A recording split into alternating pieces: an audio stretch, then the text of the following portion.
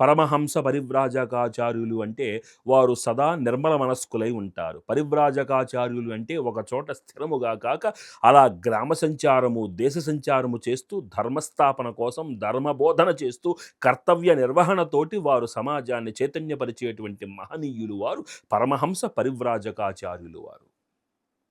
వారంటున్నారు, ఏతత్ కార్యమమరాః సంస్కృతం మే ధృతి శమః సత్యధర్మానువృత్తి గ్రంథిం వినీయ హృదయస్య సర్వం ప్రియా ప్రియే చాత్మసమం నయీత.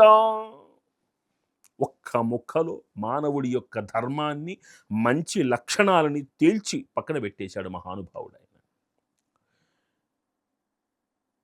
నాకు నా గురుదేవులు చెప్పినటువంటి, నా గురుదేవుల ద్వారా నేను తెలుసుకున్నటువంటి విషయాన్ని నీకు చెప్తాను. ఇక్కడ నేను చెప్తున్నటువంటి విషయం ఇది నాకు తెలుసు, నేను తెలుసుకున్న విషయం ఇది నాకు తెలుసు అనే అహంకారంతో చెప్పడం లేదు సుమా. మా గురువు గారు నన్ను ఉపదేశించారు, ఇది మంచిది అని నేను తెలుసుకున్నాను, ఆ విషయాన్ని మీకు తెలియజేస్తాను. ధైర్యము, శమము, సత్యము, ధర్మము, వీటిని నిరంతరముగా పాటించాలి. హృదయంలో ముడివిప్పుకుని అప్రియాన్ని, ప్రియాన్ని ఆత్మసమంగా తీసుకురావాలి. ఇది మానవ ధర్మము అన్నారు. అనడానికి ఒక్క శ్లోకమే, కానీ ఆచరణలో పెట్టాలి అంటే ఒక జీవితకాల సాధన సరిపోదు. సంస్కృతం మే, దుఃఖాలు వచ్చినా మనస్సు చెదరకపోవడం అనేటువంటి ధృతిని మనిషి కలిగి ఉండాలి, ఆ ధైర్యాన్ని మనిషి కలిగి ఉండాలి. ఈ కష్టం నన్ను గట్టెక్కించటానికి, నాలో ఉన్నటువంటి మానసిక స్థైర్యాన్ని పరీక్షించటానికి వచ్చింది. ఈ సమస్య ఇప్పుడు నాకు కనపడుతున్న దానికి ఒక పరిష్కారం ఉంటుంది అన్నటువంటి సహనాన్ని మనిషి ఆశ్రయించి పొందడమే నిజమైన ధృతి.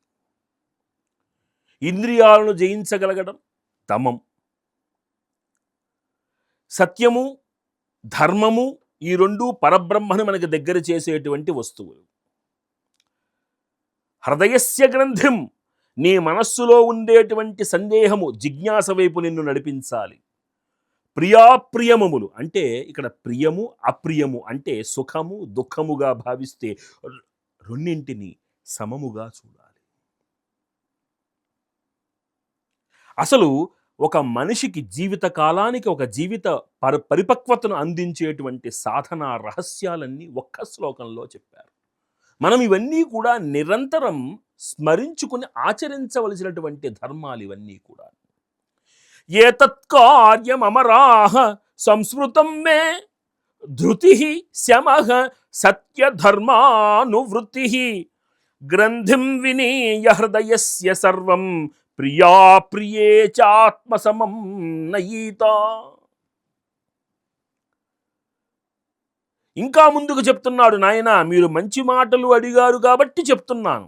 ఇప్పుడు ఇలా ఉండడము నీ ధర్మము, వీటినన్నింటినీ సాధించటము నీ తపస్సుకు నిజమైనటువంటి లక్ష్యం. మరి ఆ తపస్సుకు నిజమైనటువంటి లక్ష్యాలకు వచ్చేటువంటి ప్రతిబంధకాలు కొన్ని ఉంటాయి. ఆ ప్రతిబంధకాలను నువ్వు జయించగలగాలి.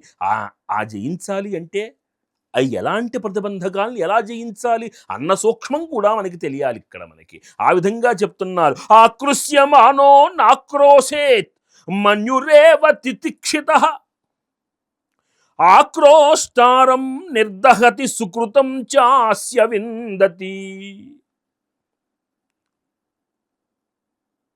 నన్ను పక్కవాళ్ళు నిందిస్తున్నారు, కానీ నేను మౌనంగా ఉండాలి. అలా సహనాన్ని పొందినటువంటి వానికి, అలా సహనంతో తనకు వస్తున్నటువంటి కోపాన్ని సహనంతో కప్పివేసేటువంటి వ్యక్తిని చూసి ఆ కోపగిస్తున్నటువంటి వ్యక్తి దహించిపోతాడు. ఆ తిడుతున్నటువంటి వాడి యొక్క పుణ్యం ఏదైతే ఉందో అది అంతా కూడా యువతల వ్యక్తికి వస్తుంది. ఇది ఒక గొప్ప మంత్ర రహస్యం. ఇది మనకి చాలామంది ఇళ్లల్లో కూర్చుని కాలక్షేపం కాక చాలా విపరీతమైనటువంటి కబుర్లు చెప్పుకుంటూ ఉంటారు. అది ఇతరులను నిందించటంలో ఎక్కువగా ఆ మాటల యొక్క సారాంశం ఉంటుంది. మంత్ర సాధన చేస్తున్నటువంటి వారు ఎదుటి వారిని నిందించటం ప్రారంభిస్తే ఈ చేస్తున్నటువంటి మంత్ర బలంలో సగము శాతము ఆ బలము ఆ శత్రువుకి వెళుతుంది. అతను శత్రువు బలవంతుడవుతాడు. కాబట్టి మనం ఎవరిని నిందించరాదు, పరుషం మాట్లాడరాదు, ప్రతికూలమైన మాటలు అసలు మాట్లాడరాదు. ఎప్పుడూ ఒకరి మంచిని కోరుకోవాలి. శత్రువైనా ఇంటికి వచ్చి పిడికెడు ముద్ద భోజనం చేసి ఆనందంగా వెళ్ళాలి. ఇక వాడు చేసేటువంటి దోషం ఏదైతే ఉందో ఆ దోషం నుంచి మనల్ని ఎవరు కాపాడుతారు అంటే మనం అనుష్ఠానం చేసేటువంటి మన దైవం మనల్ని కాపాడుతుంది. మననాత్ త్రాయతే మంత్రః.